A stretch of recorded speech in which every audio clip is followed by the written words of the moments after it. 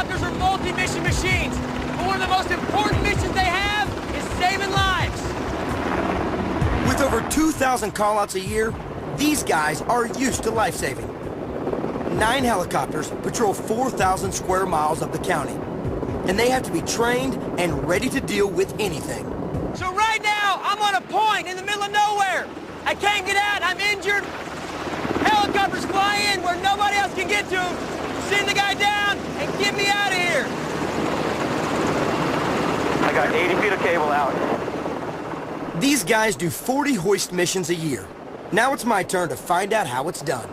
5, 4, tail's clear. Paramedic Joe Coffey comes to my rescue. How you doing? Peachy, how you doing? I'm good. My passport out of here is the so-called screamer suit. Now I wonder how it got its name. Fly back, do not grab the hook itself. Okay. Hang on to your carabiner, that's your life support, and just enjoy the ride up. Okay, he's got the hook. Hold right there.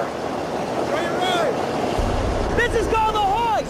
It's the most dangerous thing that a helicopter can do, because they've got to hover at the same time while pulling me up and keeping me safe. It's what helicopters are uniquely suited for, but hovering at maximum power at low altitude is when the aircraft is most vulnerable. If engines fail at a 1,000-foot hover, there's time for the pilot to use auto-rotation to descend safely. And at a low hover of, say, 15 feet, you'd probably survive an emergency landing.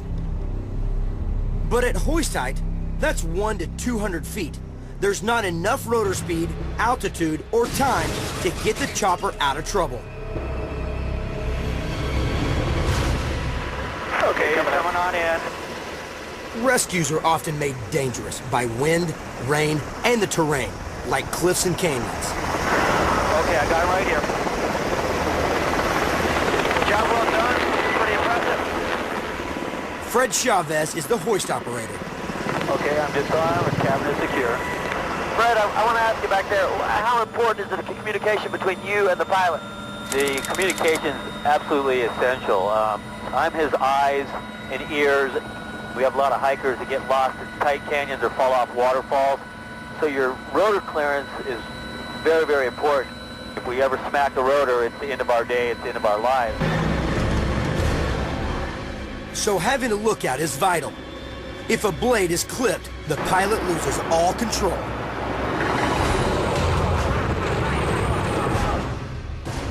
This news helicopter hit its rotor on a building in Brooklyn.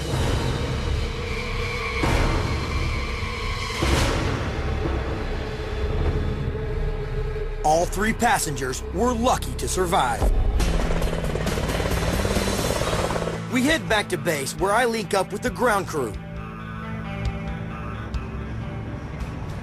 Working a helicopter hard puts huge stresses on the moving parts.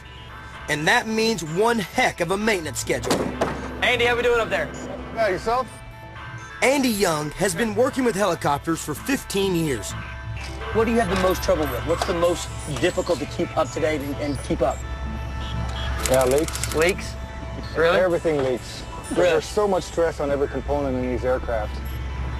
For every hour this Bell 412 is in the air, it gets 5 hours of upkeep. So helicopters are maintenance intensive.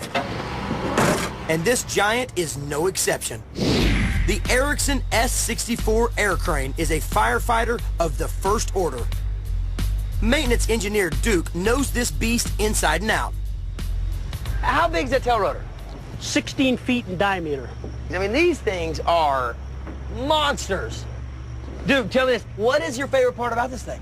I mean, because you obviously love it. You know everything about it. I You do. smile big while you talk about it. No, I do. What is it? What is your favorite part about this helicopter? I guess it's strength. Really? It's power. The helicopter weighs a colossal 20,000 pounds and has the ability to lift a payload equal to its own weight. No wonder the main rotors measure 72 feet tip to tip. Lift isn't just about the rotor system, it's about power. And this beast of a helicopter has one of the biggest power packs of all. In fact, it's 2 massive Pratt & Whitney turboshaft engines that power this giant. It can drop 2,000 gallons of water in one pass. And it has a super efficient way of collecting water, the Sea Snorkel. It does this at speeds of 40 miles per hour. When the tanks are full, the arm is retracted and off it goes to fight the fire. The water it carries is so heavy, if it was dropped on a car, it would flatten it.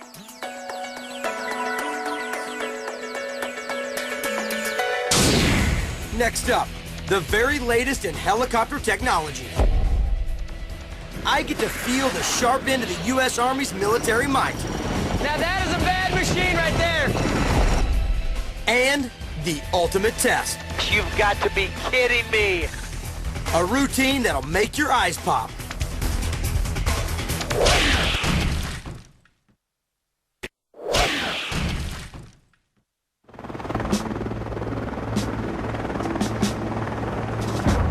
This is the largest military base in the United States. And it's home to some of the most impressive helicopter hardware anywhere. Right now, we're landed at Fort Hood in Texas with the 1st Air Cavalry Brigade, and we're going to find out what military helicopters are all about. And this is one of the best, the Boeing AH-64D Apache Longbow. Now that is a bad machine right there. Built as a tank killer during the Cold War, the Apache detects the enemy, stalks them, and then unleashes its awesome firepower. The guys here believe they fly the finest helicopter in the Army. You love it? No other aircraft to fly, I tell you that. Really? This thing is the Ferrari of all helicopters. It takes 12 weeks to learn to fly an Apache, one of the toughest flight programs around. It's like a roller coaster, only you have the controls. Anything that a roller coaster can do, you can do in this thing. And you guys get paid for this? I don't know, having too much fun to count the money, sir. The guys now need to prepare for a gunnery exercise, and this thing carries a deadly collection of weapons. So we're gonna actually put the live ammo on the Apache. Yep.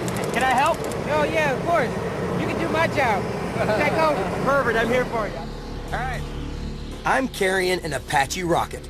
It's powerful enough to blow a hole in the ground the size of a swimming pool. Sergeant Eli is keeping a close eye on me. First, you take off the seal. It's important to keep hold of the end so the fins don't come out. Got him? Got him. Grounding the rocket is essential. The static charge from my body could detonate it. These are not the only weapons on board.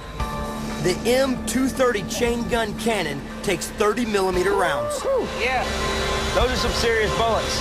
I mean, serious bullets. Once they're on board, Sergeant Eli chambers the round into the gun itself. Don't walk in front of the gun, it's loaded. Because it takes 2 pilots to fly the Apache, there's no room for passengers. So I'm hitching a ride in the workhorse of the U.S. Army, the UH-60 Blackhawk. We're heading for a massive firing range where the guys plan to show me what these Apaches can do. We're going to give you command in 15 seconds. First up, the 30mm cannon. There are 1,200 rounds on board. A burst of just 10 rounds is enough to take out a target more than 2 miles away. You would hate to be on the receiving end of that. And if the chain gun isn't enough, the Apache uses its rockets. We are ready for rocket engagers. Okay.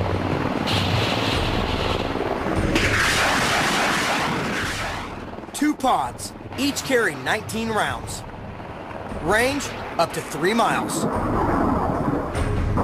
can tell how amazing the helicopter is that Apache can sit there hovering above air, fire those rockets, and not even move. Hit the target, and there you go. It doesn't affect them at all. The keys to this stability are the rotor systems and the skill of the pilot at the controls.